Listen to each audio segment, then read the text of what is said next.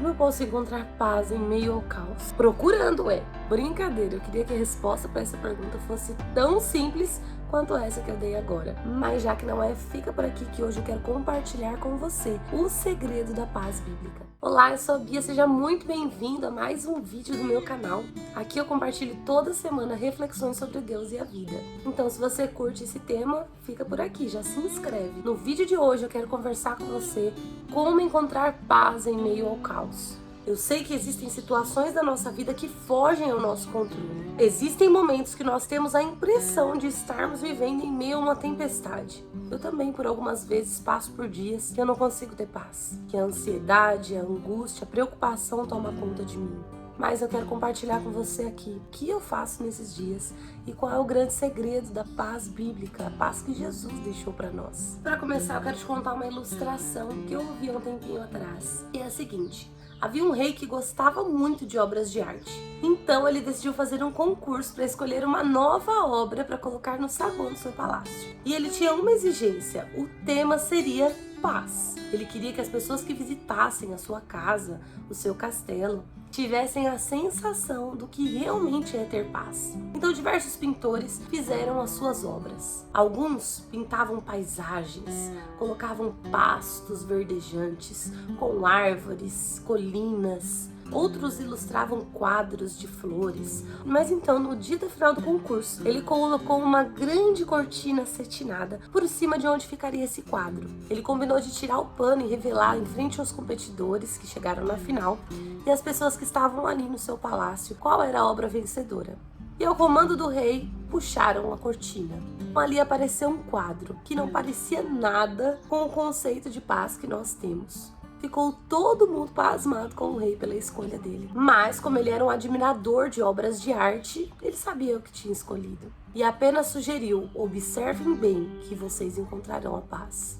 E todos ficaram ali por um período de tempo observando aquele quadro. Lá estava retratada uma tempestade. Havia trovões, árvores escuras, uma pintura que em primeiro momento causou até um certo desconforto nos que a viam.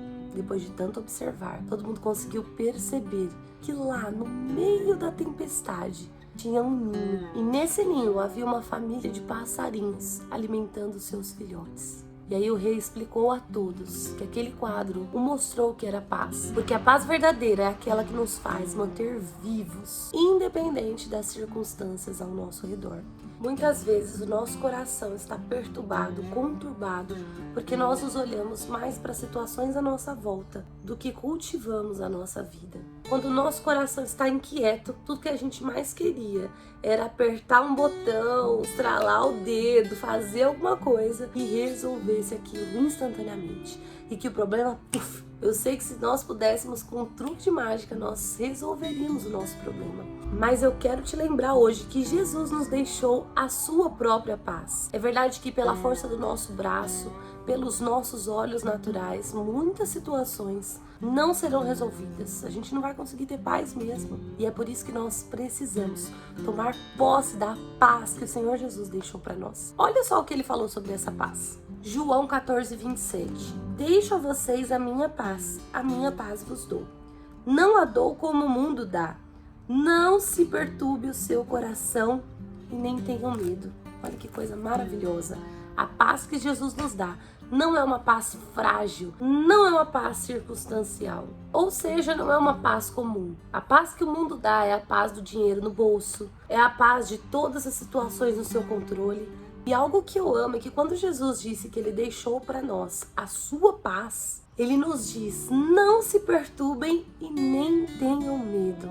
Medo e perturbação é o que nós mais sentimos quando nós não decidimos declarar e receber essa paz de Cristo. Eu sei que eu tô falando, mas eu quero te ajudar a alcançar essa paz também. Tem uma história da vida de Jesus que talvez você conheça, tá lá em Marcos 4:35, eu vou ler para vocês. Naquele dia ao anoitecer, Jesus disse aos seus discípulos: vamos pro outro lado.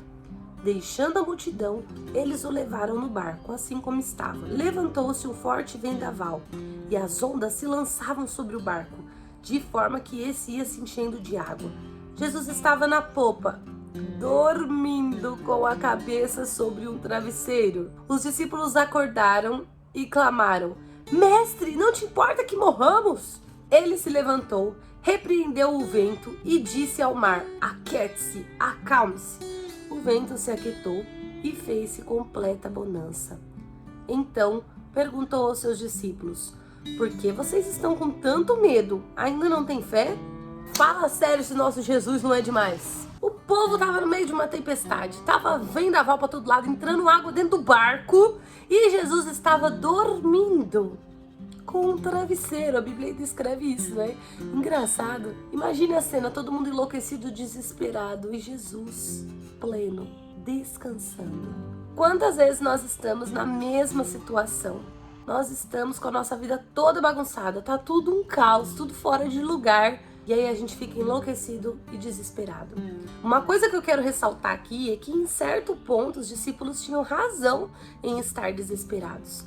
Muitas vezes você tem razão de estar sentindo a dor que você tem sentido, de estar inquieto, perturbado e com medo como você está. Mas atenção, se Jesus estiver no barco, a gente precisa descansar também. Nessa história nós aprendemos que o problema deles só foi resolvido quando eles recorreram a Jesus. Essa história nos ensina que nós não precisamos ter medo se nós andamos com Jesus. E que quando as situações estiverem ruins, quando eu não posso resolver, eu preciso chamar Jesus para que Ele resolva.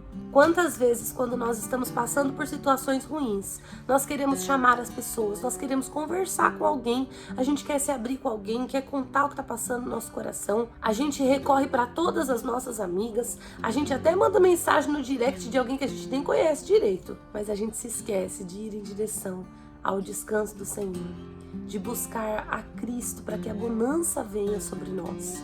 Eu não estou dizendo que você não pode conversar com ninguém. Eu também faço isso. Mas nós nunca podemos esquecer que nós temos a Cristo conosco. E quem anda com Ele tem a garantia de uma paz que nos faz descansar, até nos momentos mais tenebrosos e caóticos da nossa vida.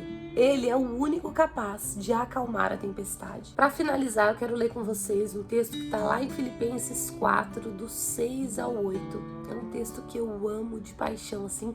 Inclusive é o texto principal do meu livro. É o texto base desse bonitão aqui. Não andem ansiosos por coisa alguma, mas em tudo pela oração e súplicas e com ação de graças, apresentem seus pedidos a Deus.